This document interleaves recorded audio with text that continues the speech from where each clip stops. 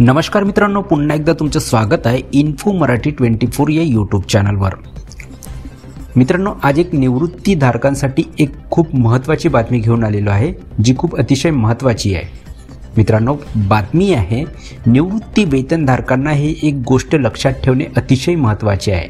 जर हे विसरलात तर पेन्शन बंद होईल। मित्रांनो, काय आहे ही गोष्ट आणि काय आहे ही बातमी नक्की बघूया। पण त्याआधी जर तुम्ही आपल्या चॅनलवर नवीन असाल तर चॅनलला सबस्क्राइब करून बाजूला दिलेल्या बेल आयकॉनला नक्की क्लिक करा। व्हिडिओ जर आवडला तर व्हिडिओला लाईक करून आपल्या मित्रपरिवारासोबत नक्की शेअर करा। मित्रांनो, पेन्शनर्ससाठी पेन्शन पेमेंट म्हणजे PPO क्रमांक खूप महत्त्वाचा असतो।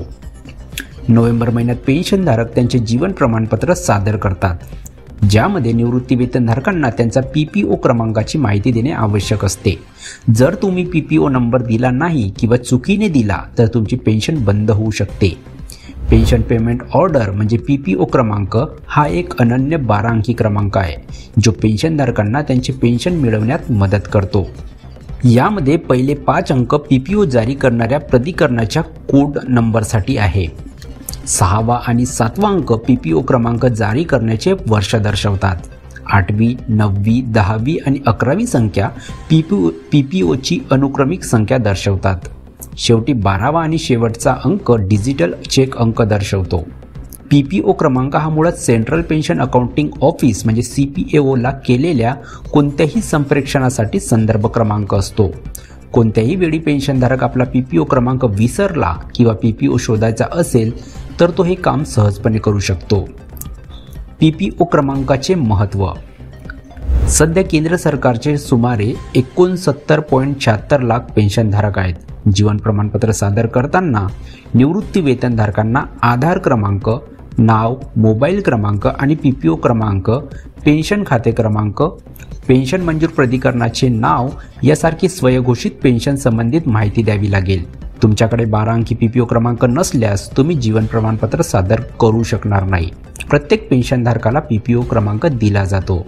PPO क्रमांक निवृत्ती वेतनधारकांना त्यांच्या पेन्शनच्या मागोवा ठेवण्यास सक्षम करतो आणि ते प्राप्त झाल्यावर अधिसूचित होण्यास देखील मदत करतो।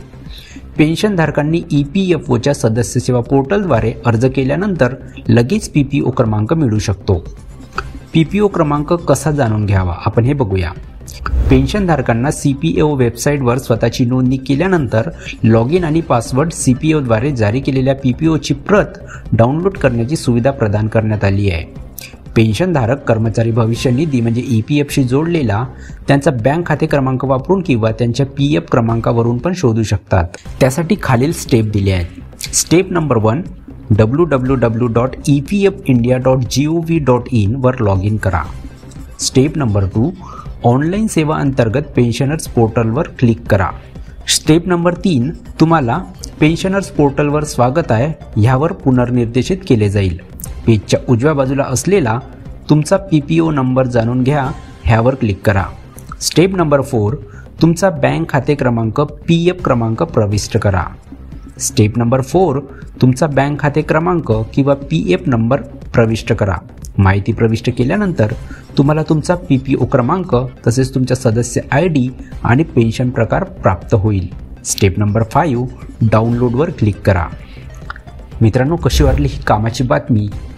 जर बातमी चांगली वाटली असेल आणि आवडली असेल तर व्हिडिओला लाईक करून आपल्या मित्रपरिवारासोबत नक्की शेअर करा।